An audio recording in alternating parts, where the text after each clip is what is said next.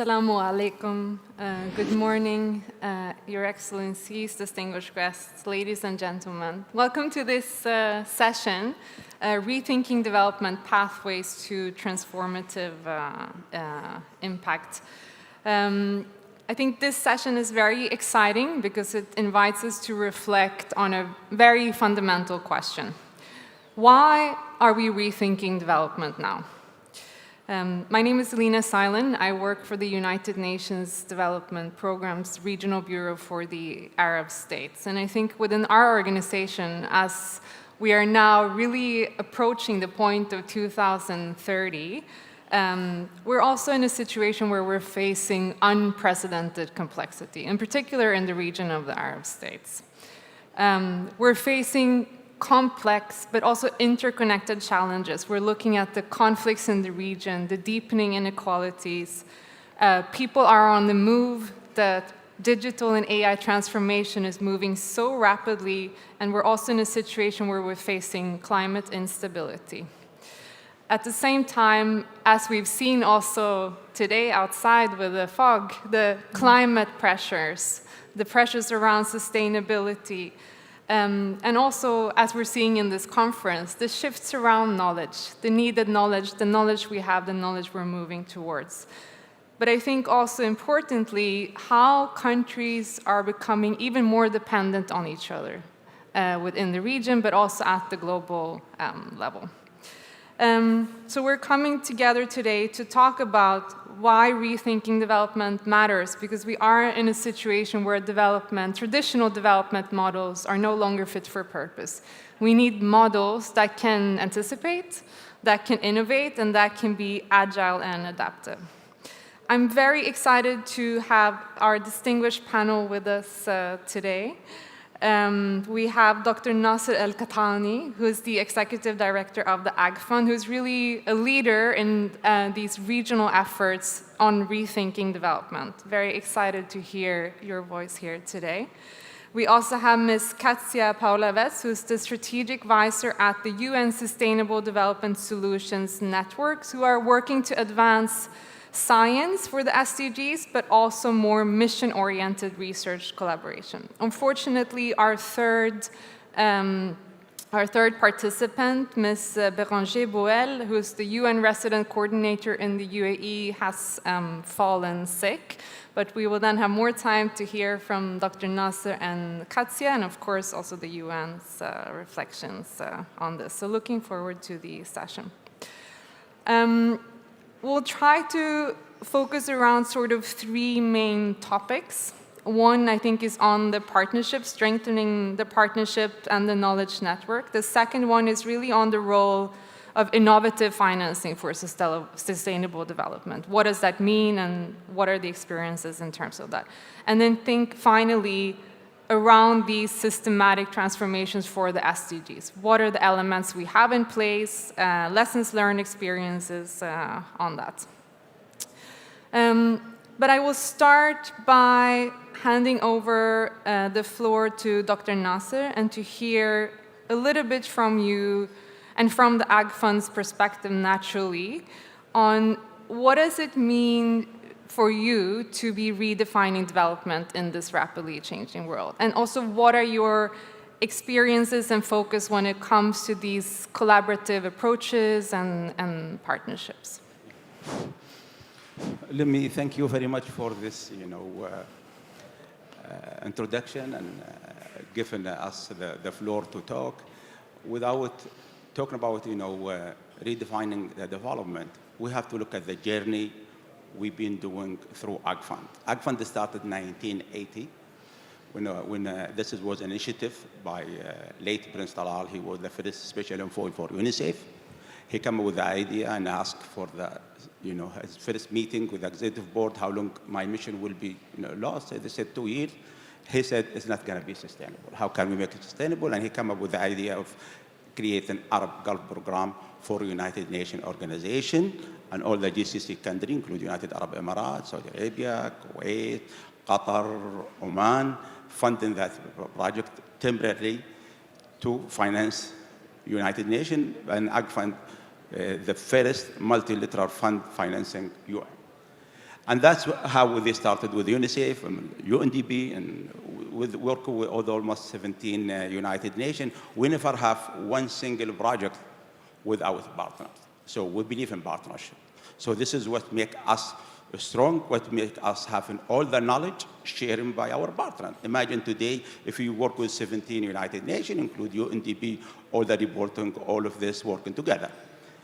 What's happening during the 80s, it's helping sustainable development. Women, and children, where all the health of the children improved by 90s.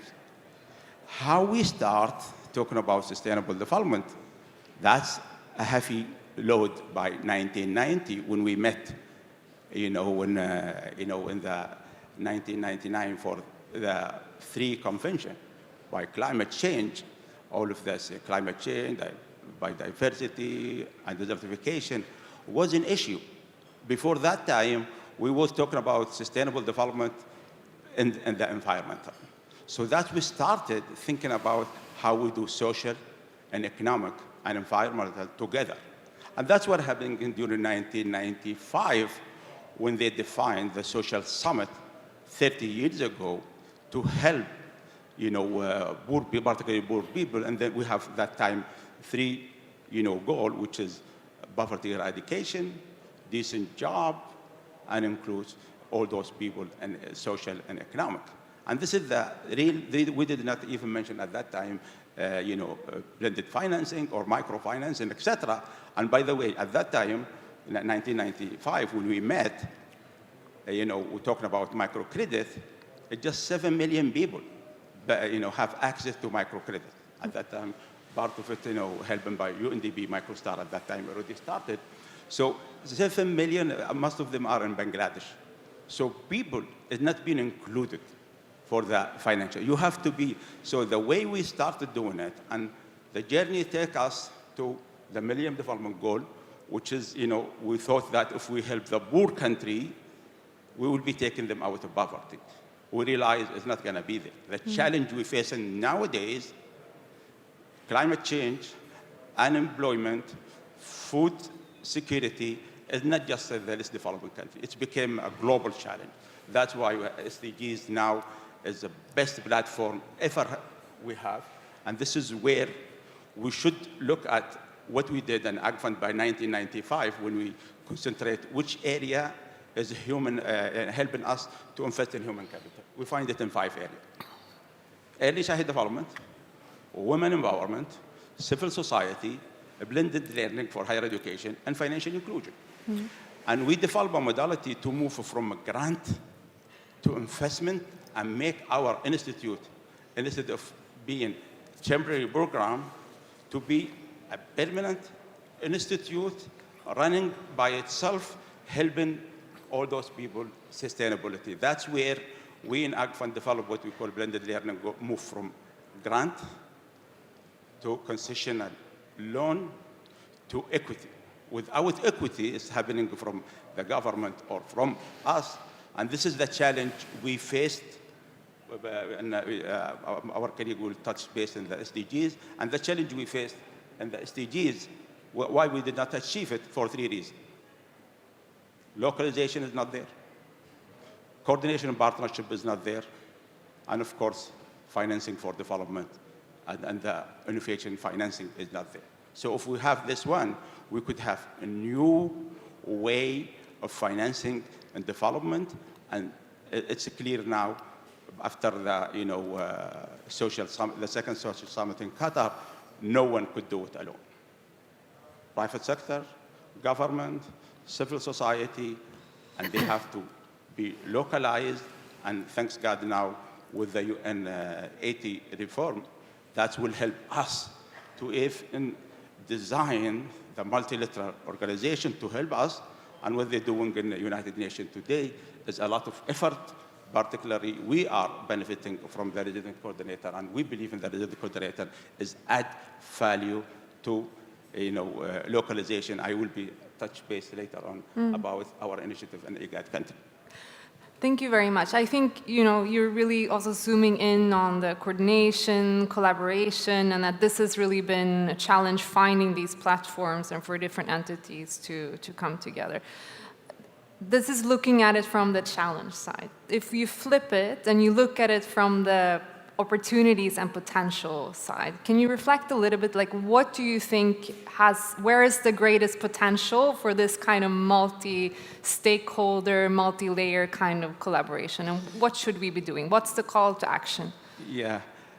Last year in June, we in the Ag Fund was supporting and a member of the High Council Advisory for COP16. And everybody talking about dry land, desertification, and climate change and everything. And we met in Ag Fund and sit with our partner, and we said, let's look at about desertification and drought. What is the opportunity? We've been the last 30 years trying to help the small farmer who serve the world and feed us. But the problem, we try and helping us to zero hunger, but those group fell not in category number 1, poor. So we took the small farmer as a champion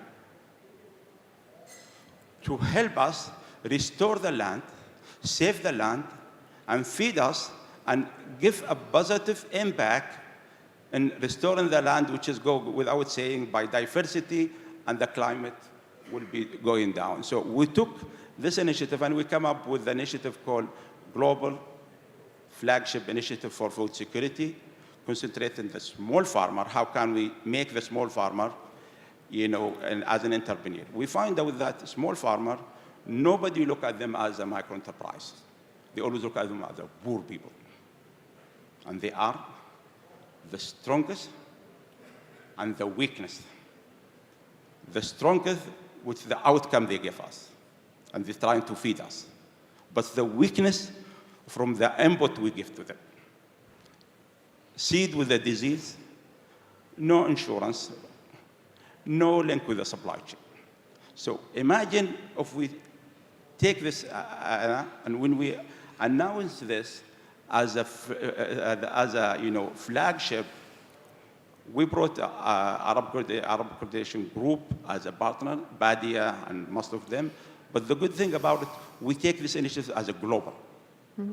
And now, with the Crop Trust now, Secretary and with the Crop Trust, because we need this project to be trusted by the global South and respected by the global North. So we need to work together. We cannot work alone, because when we talk about sustainable development, no one of us could say, I have nothing to do with it. So this is the opportunity. We should look at it as an opportunity. So right now we have the initiative, and when we complete this, we choose the IGAD country. The IGAD country is the most affected country by the drought and the desertification in the whole world. So we started with them. Now Ag Fund will do digital financing together. Crop Trust now is coming to do gene banks for all the IGAD country, national and this, with our, Michael Kramer, the Nobel Prize winner in Chicago. He's a part of the flagship initiative. He now helping us in Ethiopia to do the data agriculture, which will be taken to the ministry and taken this to the insurance to insure all the small farmer in the IGAD country. So this is the way, as you said, and that's a smart question. We always look at this and say, this is a challenge, and we stop. If there is a challenge, there is an opportunity. We've been working 30 years to take those people out of poverty. We could not. Except now, we are using them to help us to restore the land, while poor people been doing it for the last 30 years. No, thank you. And I think really highlighting these experiences and bringing it to the forefront and bringing it to these platforms is, something that also Ag Fund is leading on. And I think one thing for me that's been very interesting, so UNDP last year was preparing their new strategic plan. So really our new plan for rethinking development in the next couple of years. And as we were doing consultations in the Arab states, one of the main things that came out is that the Arab states are now not only regional leaders, but global leaders. The experiences that are coming from this region are examples, it's resources, it's the know-how and the knowledge that should be put to the forefront to lead and to rethink development on the sustainable development agenda. So really, like you're saying, bringing these together. I was thinking, Katja, because you're looking, of course, at sustainable development from more bird's eye, right? So you have the overview of what's happening in general across the globe on the SDGs. Any reflections from your side? Where are we at, and why is it important to have this conversation right now? Thank you, and good morning, everyone. It's really a pleasure to be here. And for us, for Sustainable Development Solution Networks, promoting sustainable development is really in our DNA, and we are the largest network that brings more than 2,000 academic institutions committed to sustainable development goals and to advance the Paris Agreement. And one of the key products that we've been producing to advance sustainable development is the production of a global annual assessment of SDG progress of all UN-based UN member states. And this performance is presented in this report. And this assessment really helps to understand where we stand. So we developed SDG index that shows where each country stands and shows how far we are from achieving each specific goal. So we did such assessment at the global level, but also for the regional levels and at subnational level. And we actually produced one report also for the Arabic region. We have, together with Mahab Rashid, School of Government, we produced this report as well for Arabic region. And while, of course, when we look at the global development, at the global level of SDG implementation, we see that we're really lagging behind. None of the SDGs will be achieved on time. But then, as you said, it's also important to look at the national level, at the local level, and see whether there are some countries that are progressing and see what we can learn from them. What we see is that there are a number of countries that made significant progress over the years. And for instance, if you look among the regions, Asia, East and South Asia has been the region that outperformed all other regions when it comes to the progress in SDGs since 2015. Also, when it comes to UAE, actually the country is among top 5 countries that did the fastest progress since 2015. So other countries that are among those top 5 are Nepal, Benin, Uzbekistan, and Peru. So they did the fastest progress when it comes to SDG index progress. And I think it's really important to look at those cases. And we see that UAE also is doing quite well on SDG 4, its quality education. And if we exclude indicators that are dedicated for OECD countries, the UAE actually achieved this goal. So this is a really great achievement. And also, we see that UAE is actually quite strong when it comes to some indicators for SDG 9, which is SDG on industry, innovation, and infrastructure. So there are some indicators related to academic articles production and publication in the academic journals. So we see that UAE has achieved this goal, and also they achieved the goal when it comes to the Times University ranking. So we measure the average score of top 3 universities. So the UAE has achieved that indicator. Where the UAE is facing some challenges is the total R&D investment. So for the moment, the percent of national investment in R&D is 1.5%, but the long-term goal is 3.7%. So this area can be strengthened. But overall, what I wanted to say that countries actually made significant, strong progress when it comes to achieving socioeconomic targets. So we are quite well when it comes to strengthening our mobile broadband use, internet use, also dealing with neonatal mortality, and also addressing access to electricity. So we have been quite strong. But then, of course, most of the countries, even those that are at the top of the SDG performance, we are all facing the difficulties of addressing environmental goals. As in previous session, it was mentioned that 7 of 9 planetary boundaries have been crossed. So we see that actually our socioeconomic development still take place at the cost of planetary health, and this of course has significant consequences for our global economy, for our human development, and overall long-term stability of the Earth system. So this is a big point. When it comes to SDGs, while we see that they are under pressure from geopolitical tensions, from raising nationalism, we still believe and we see that there is still strong support for SDGs. And when we look at the voluntary national reviews that are submitted by countries, we see that 190 out of 193 countries submitted their voluntary national reviews and submitted their SDG implementation plans. And most of the countries actually submitted at least 2 voluntary national reviews. So we do see that there is appetite for implementing SDGs. And only this year we see 35 countries that submitted this. So what I think what's changing, not really a commitment for the SDGs, but the center of the leadership is changing, it's shifting. And we see that China and India are becoming the engines of the green transition. And recently, there was analysis showing that actually China now generating more money from exporting green technologies than the US from exporting fossil fuels. So the change is happening. For China now, green technology became a big business opportunity.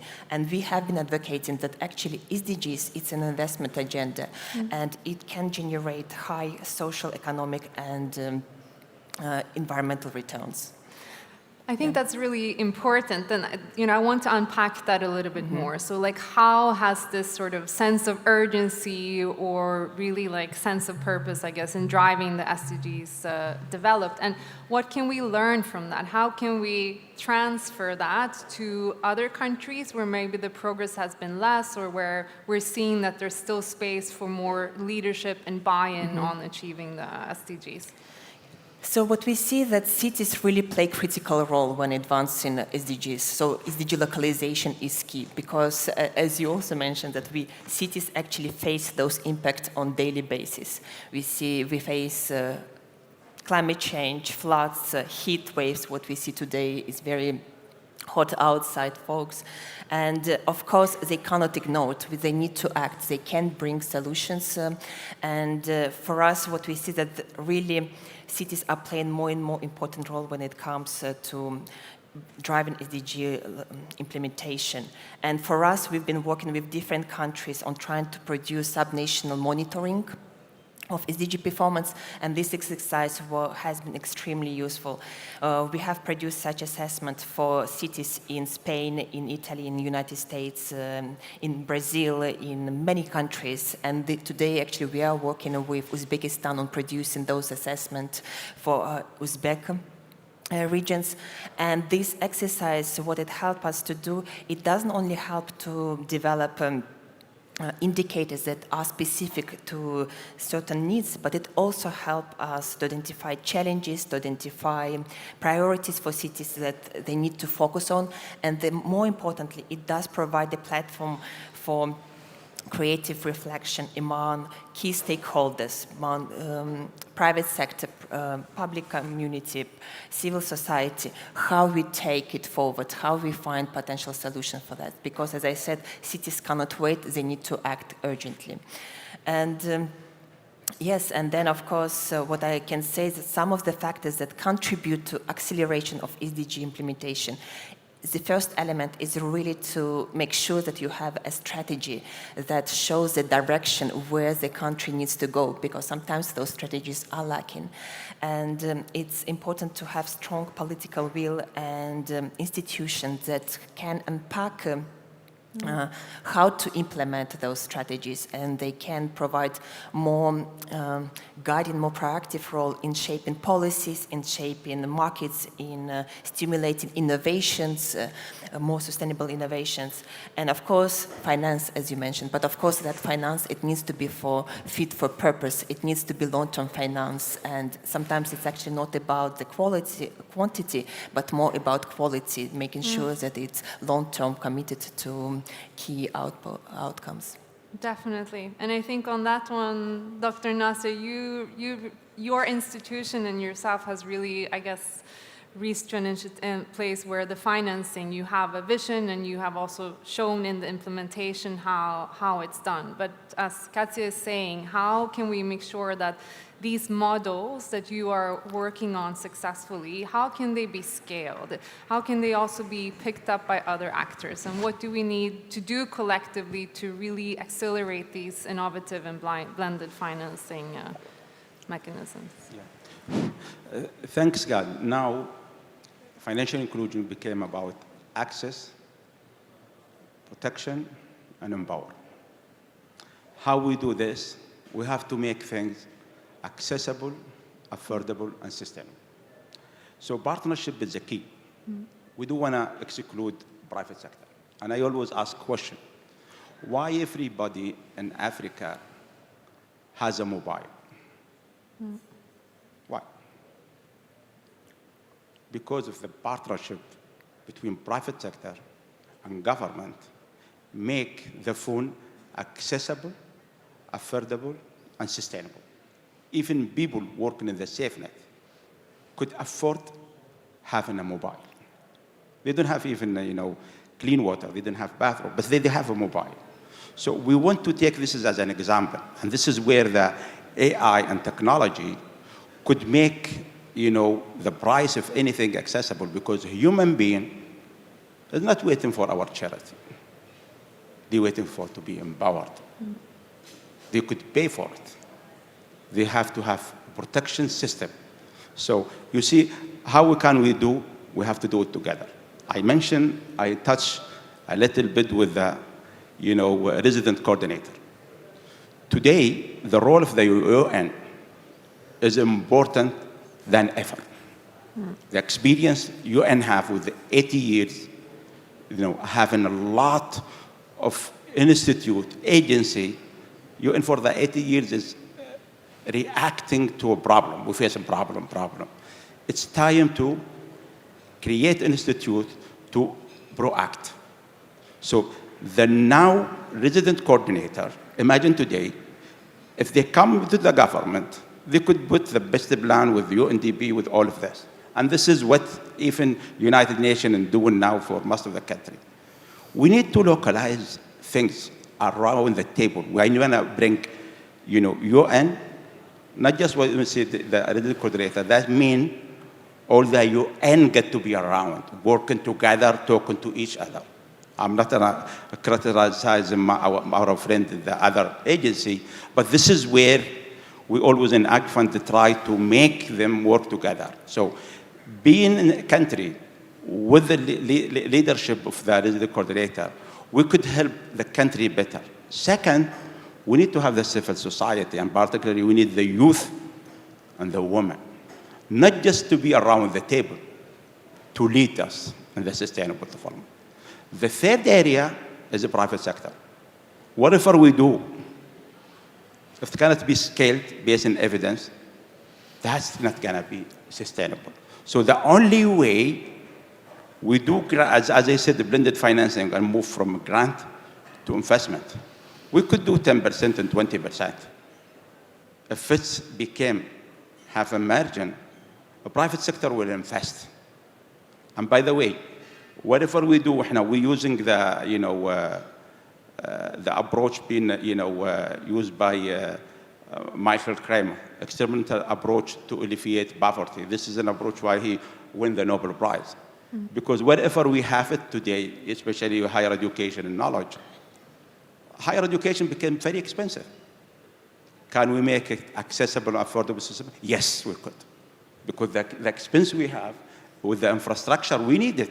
The infrastructure is needed. But do we invest in infrastructure or invest in human capital, which is better? Both are very important, but we have to take it. So if we do this together, we could take and financing, and the problem we face in us with the multilateral banks, they have to revisit their condition. Because today and nowadays, we include everybody in the financial system. But at the same time, we exclude the less developing country. Most of the less developing countries, those days, they hardly pay the interest. They pay interest more than money. They pay it in education and health. So this has got to be solved. We met together in Spain for finance for development. And we ended up saying, we'll bring them in a club, they talk to each other. Poor people, what they could explain. We have to come up with a solution to clean up things, and make sure that things go. And play the same system you have it with in the private sector. If you announce you cannot go, you file Chapter 11, bankrupt, and if you could make it, if you cannot make it, you could close it. So we need to include people in the financial system and keep them stay, because we in Ag Fund believe there is no bad client, there is bad loan. If you give me a bad loan, if you give me the right money, if I make it in the right investment, that will help me. So this is the way, and SDG is very, very important and very good platform. But we have to accelerate it. We still have 5 years to go. We need to continue at least talking to each other. And this gives me a chance for UN, I know, if they to need a hub in each country, what knowledge we learn from what we do in each country, and take it regionally and globally. By the way, top-down approach is not working anymore in development. We have to start from ground. If we want to do sustainable development, we have to do it locally, go regionally, and go global. That's the only solution we could do it in sustainable development. No, thank you very much. And I think this is really, I feel like in every session here, we come back to this core of human capital, of learning, of like moving the knowledge around the solutions and then integrating that into where we want to go. And I think Katja and I were also discussing one of the challenges we have with the SDGs, to be honest, is they were also formed in an era where things were moving in a different pace. And we designed them in a sense that we would have time, we would have the ability to reflect and sort of reintegrate. And now things are moving so incredibly fast that it is difficult. And as you're also saying, Dr. Nasser, this leads us to this top-down approach where we should be focusing on this knowledge, local solution, data, and science going back into the SDGs, right? I know, Katja, you're working a lot on this, right? Moving the information and the data and science, and what do we know? What can we do differently? How can we make sure that this bottom-up approach is maintained? Yeah. Important point here is like also how we produce knowledge, right? The knowledge is key, but until now, although we do say that we do need to bring different stakeholders, there are very, very few spaces where that knowledge integration across different stakeholders can happen.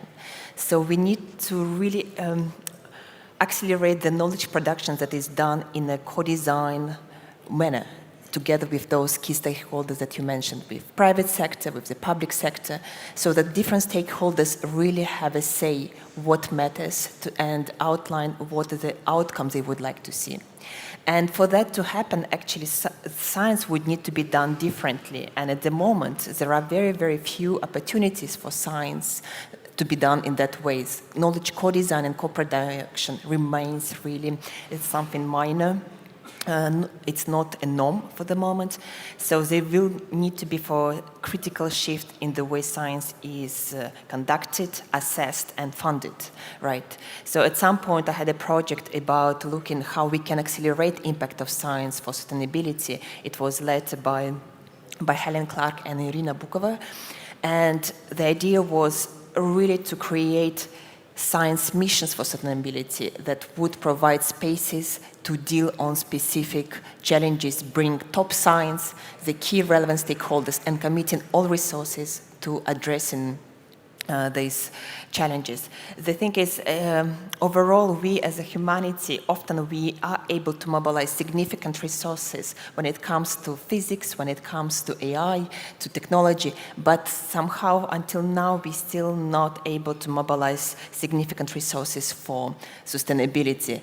And we do have now AI race, and I think it is important, but certainly we need to consider how in the last few years that is left, how we can create sustainability race. And to really to accelerate the transformation to sustainable development, we still need to understand how social change happens, because normally it takes actually decades. It's not easy to change the society. So more research on accelerating transformation is needed, on its speed, how they happens, and what are the key impediments, how power dynamics work, and what are the key strategic interventions that can unlock this transformation. We know that this type of research already happening in some countries, but we do need this type of research in the local context to make sure how in specific cities, in specific communities, we can unlock that power for transformation. Great. I mean, as I think there's research going on in many places. We do see some of it coming together. I think the Global Knowledge Index is really an example of how we can create these products that are comparable, that really points to the issues we need to address. And I mean, the summit in itself is an important knowledge exchange platform. But also, as you're saying, Dr. Nasser, this also has to happen at the national level. You were mentioning, setting up hubs for a solution at the national level. And I know you have a long experience working on this in many instances. Like, do you have more ideas, learnings? How should we go about this? Actually, I like what you mentioned about research, because we need the researcher to see what we're doing. That's what we're doing now with the University of Chicago, Michael Kramer, the Nobel Prize winner. We show them what we are doing, and based on evidence, we come up with a tool. Until today, we started helping the small farmer. We're doing it for in Niger. How can we help them in water harvesting? But this is based on evidence. The researcher is working too closely what we are doing. So this is with a little money, helping us and giving a tool. We do it in most of all Niger country now, being trained. How can they do this? The second area, we doing it in Sudan. We did the insurance with the weather index. Imagine today that small farmer in Sudan, when they buy the seed, they are insured. If there is no rain, insurance will pay for them. So this is the second tool of proof that it could work. If it's work in Sudan, that means it could work in any way, even during the war, by the way. In Sudan today, the people who work with our banks, with the crop of peanuts and Arabic gum, they're exporting it now. So we have to, see how people are suffering. But the small farmer is the first line of defense when it's come to food security. Imagine those people working even during the war. And this is where the researcher and the academia get to be involved. That's why AgFund, through the Arab Open University, our university, we're trying to take them to what we're doing. And this is without having this as a tool, because I could have the best papers and research. But if you had that research based in practice, because what we learn from working with microfinance, by the way, most of the whatever we achieve, we learn it from the poor people, because poverty is complicated. Our problem, we come up with a complicated solution. Make it simple. If you make it simple, they design it, it could be even easier for them and take them easy out of poverty. And this is where, when it's a proof, we could have de-risking, by the way. This is something we needed, because you mentioned we have the financial problem with the not to achieve SDG because there is no money. The money in the bank to need to be unlocked. Now Ag Fund, with the joint SDG fund, we're working together to unlock the fund for the small farmer. We want to help the small farmer to go, and this is want to do it because they already do it in somewhere in Africa, and we want to do it in IGAD country, because this is where we need to do more of a stubborn,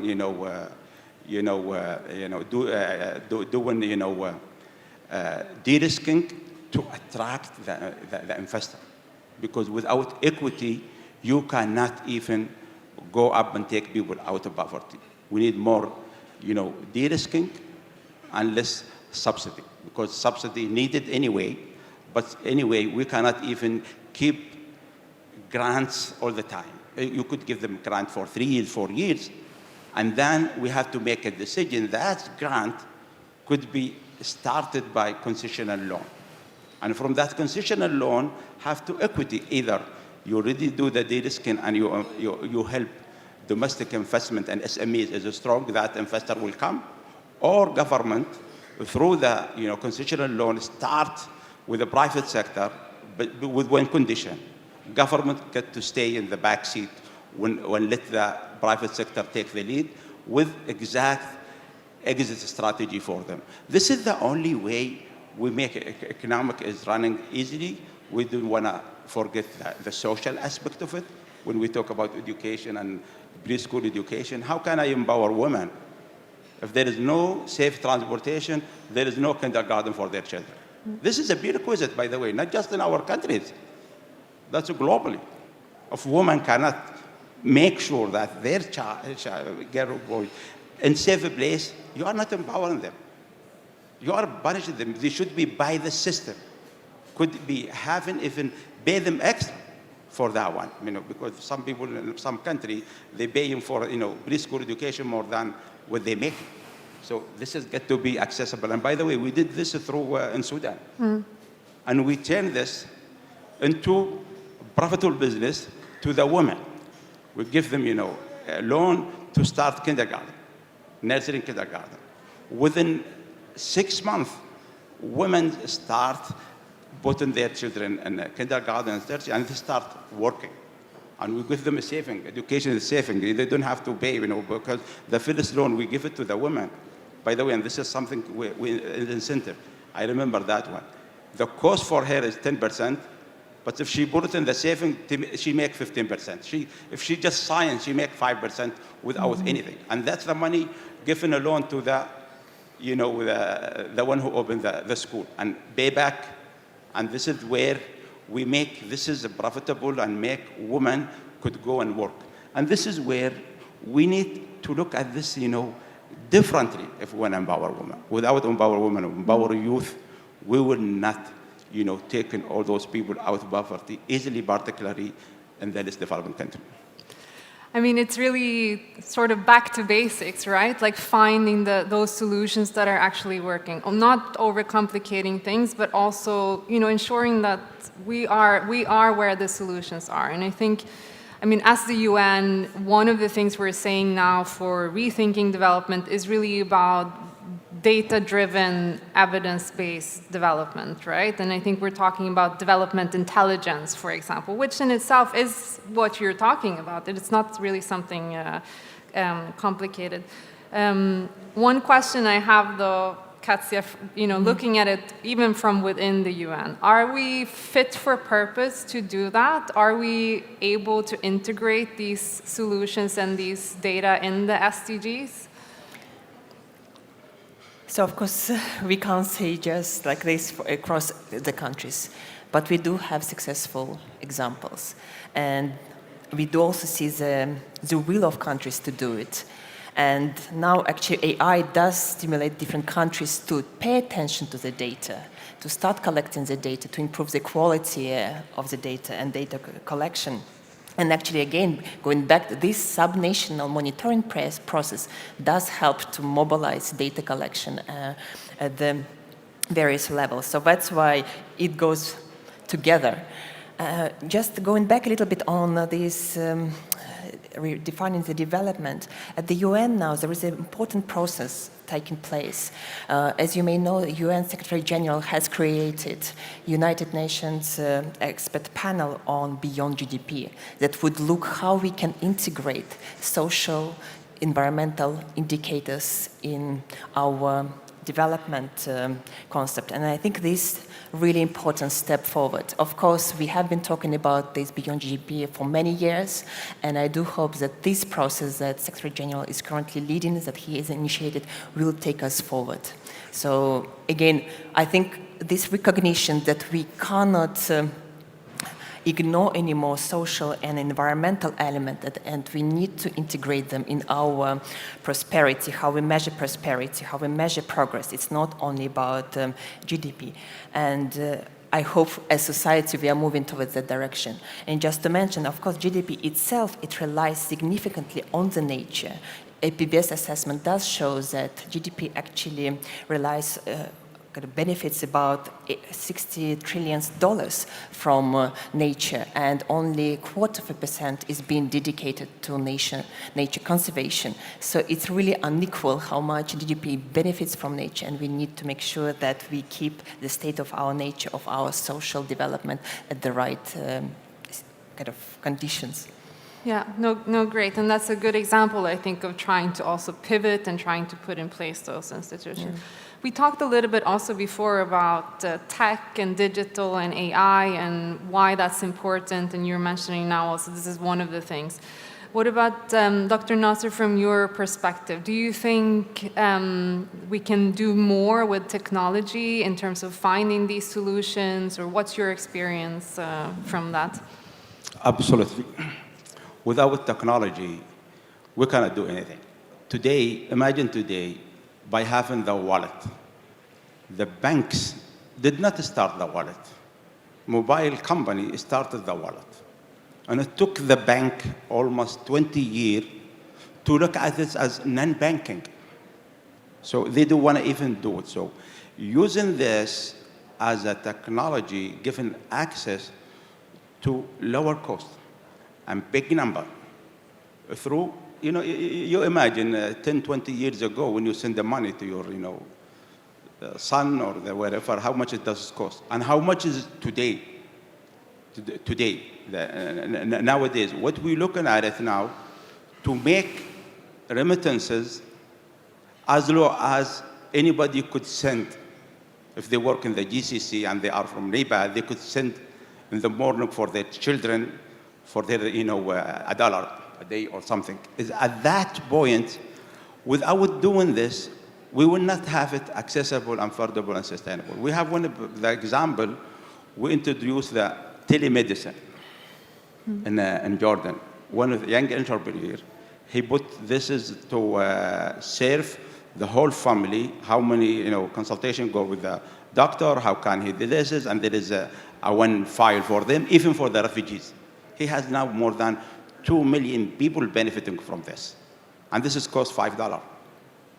Without that big number, he would not serve 2 million people. So technology is helping, and AI, helping you to make things accessible, affordable, and sustainable. And today, we have when we started with the Arab Open University as a modality, we started with as a blended learning.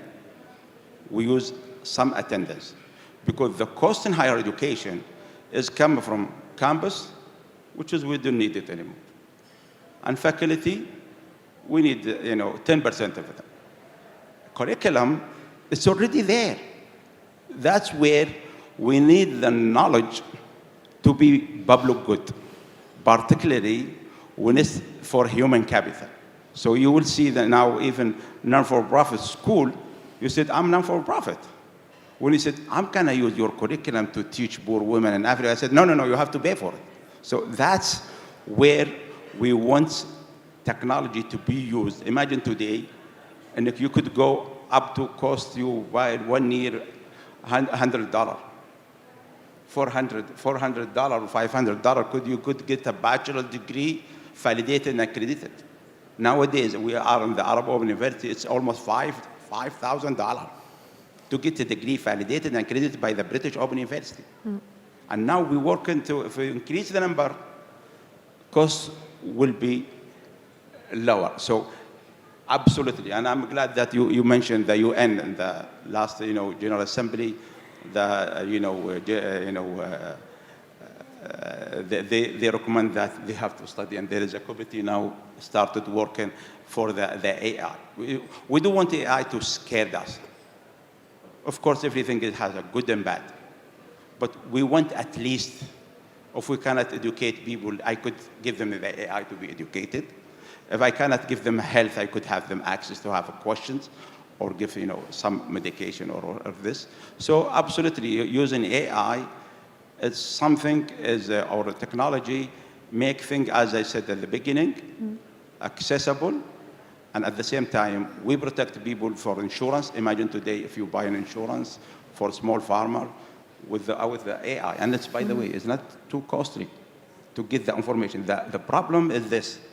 We have the data, but we didn't have it as a product or services. So we have to bring the insurance company to educate them how they design it and how they make the profit out of it. So this is the only way. No one could do everything alone. So we need partnership, coordination, cooperation, and localizing. That's, if we do this together, we will be helping and using AI not to scare us. What has scared us to be now 30 years from the social summit, the second social summit, we're still talking about poverty eradication. And we will continue having this unless we do the right thing to give people access, protect them, and empower them. Very clear. An accelerator and a simplifier, but not something that divides us, right? We're going towards the end of the session. I wanted to ask you both to take 1 minute, so very, very short. If you can give me just what's the single most important shift that we need to do to rethink development? The single most important shift, because there are many things, and we've gone through many things through this session, but if you can choose one thing that we absolutely need to do, what would it be? I'll start with Katja. Yes, I need to find this single point that will help us to solve all the challenges. But I really believe in human imagination, in human capital, how we put it these days. I do believe that we need to invest as much as in human education, because the key solutions will come from people. And for me, historically, we are exploring the potential of technologies. And I do believe that the social potential, collective potential of society is not fully explored, because within all of us, we do have this need to improve, to make the world a better place. And I do think that we need to invest more in social capital, in human capital. So for me, That's very nice. Dr. Nasser. Yeah. We need a leader with a clear vision. That's what we need in the development. I like that. The collective potential under the leader with the clear vision. It's like you have coordinated that. Thank you both, honestly, for sharing your experience within this, and I think really giving us, a way forward or things to think about. And I will carry with me your words, Dr. Nasser: accessible, affordable, sustainable. I think those are 3 key things that we can really use as a mantra to try to rethink development and to do it collectively. And I'm hoping we'll have more time to discuss today and go through the rest of the sessions to do that. So thank you so much to both of you and for everybody for joining the session. Thank you.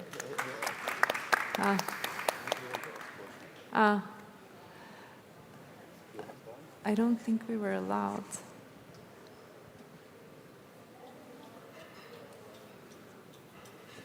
We have a question. Do we have time for a question?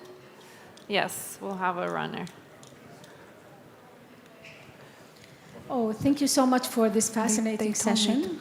Actually, working in the excellence field and basically in partnership for so long time, the partnership concept itself had moved so many times in the past 2-3 decades, from doing business together to many concepts. And when we introduce quality of life and then the SDGs and then the ISO, partnership ISO, the whole concept also has been changed a lot. And so many best practices are there.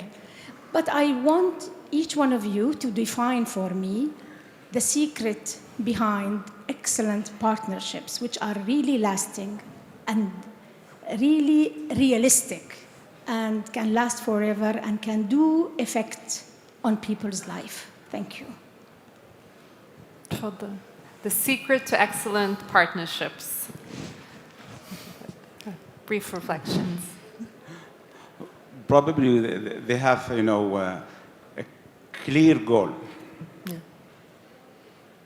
to be achieved, and the role for every one of them. Exactly. If you have it, you could have a good,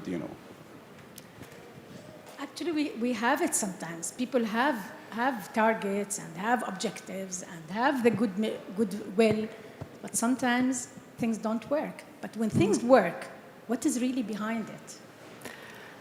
What is your ultimate goal? Are you there for not-for-profit or for a profit? You have to measure it. And by the way, even if you are not-for-profit, if you cannot cover your costs and make a margin, you are not doing well. So you have to make sure. That's why every one of us get to work, and especially, and I always tell them, if NGOs cannot do it cheaper than private sector, they should not continue doing it. Why are they doing it? They should buy it and help the private sector because they pay in tax for the poor people. Mm-hmm. So this is something, you got to make it clear, because that's why we want to move from grant to investment. To investment. And then that means investment, you have a return. We have bank in Yemen, but non-dividend company dedicated to solve a human problem. There is no dividend. Even we pay tax, by the way. But just cover costs and make a margin and helping poor people. Proact. Imagine today that our bank in Yemen, during the crisis, became one of the biggest 4 banks. Mm-hmm. Serve a lot. They have 8,000 point of sale. They do have even mobile banking. They do have digital. That's happening during the war, because if you give them that, and this is where the partners getting together, working together, even with UN, we work too closely with UN. So that's where partnership is the key. But you need to have a partnership, a clear coordination and cooperation, get to be good, no jealousy from each other, because this is where you want to do it. And you should do the challenge, because now when we talk in each country, we help. We are not there to help, Africa for their need and priority. They know it. Let's help them in the challenge. That's where we have to change our mind. That's people already been educated. It's not the same as 30 years ago when we met in 1995. Kassia, any reflection? If I may add, I fully support what you said, but I would like to add just 2 points. The time frame matters. Because you say forever, nothing exists forever, and the more we live and the more we face that actually excellent partnership forever will never exist. So having clear goal, it's key, and having time frame within which you want to achieve, and management of the expectations. Because sometimes our expectations don't correspond to our means. So that's why at the upfront, it's really important, critical to define our expectations and interest in this project and make sure that we're all on the same page. Great. We'll take one quick question, and then we've been told to cut. Well, yes, I wish you hear me. Can you hear me? Yes, if you speak up. Okay, let me speak. So it's not a question, it's a kind of, let's say, a project for tomorrow. What I can see myself, that the globe is 71% water, virgin water, and 29% of the globe is sand. What I can see now, total population on the planet, 9.1 billions, and the raw material in the sea and on the sand can take maybe 10 times population more to go. Now, my question is, back to the doctor. I read about Napoleon, I read about, for example, Alexander the Great, about I mean, all the kind of the history of things, and I like it, by the way. But I am in position now to say we have to go for one globe, one human. If we need to go to the schools, to every school in the world, to talk about the challenges of tomorrow and let it be part of everybody's culture that I am there. It's my responsibility to bring a safe tomorrow for everybody. Thank you very much. I think that's a really good reflection. So really making sure that the message comes out to everybody, that it's everybody's responsibility, that we're present in every school, everywhere to talk about the challenges we have, right? Dr. Nasser, this is, I think, one of your key points also during the when we session. met 2000 in New York in the General Assembly, we changed the whole thing to be we the people. So the people is people wherever they are. Second, we have to take care of the planet because the planet, we don't own it. We borrow it from our children. We have to give it to them safely. So the education, that's where we want the education to be as simple as we could use, and you develop your own curriculum, your own culture. So the AI and technology will help you to be protected. When you, either because if you cannot even be up to the standard, if you have access to the technology, to the knowledge and everything, somebody, because our children now, sometimes somebody teach them, I cannot control it. You cannot control it. And we have to look at our children. And this generation is not as same as our generation. We have to understand them and prepare them for the next generation, because those people, they said, how did you live without mobile?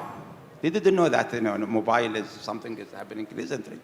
How they know now? The child know now in China, they speak to Africa and Arab and region, and they know sometime. That's where we in AgFund with the UNICEF, we are coming with an initiative globally to do early childhood development center globally, to look at all things together, to have something to help child wherever they are. So this is something we need to take it in consideration, because as you mentioned, using the planet, even now with innovation, we could even use 50% of the water we use for agriculture.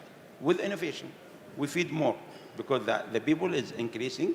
So we have to help us to help the environment and people, and leave the land as the way it should be for the next generation. Thank you, Dr. Nasser, and thank you everybody so much for this session. يعطيكم الصحة. Thank you. Thank you.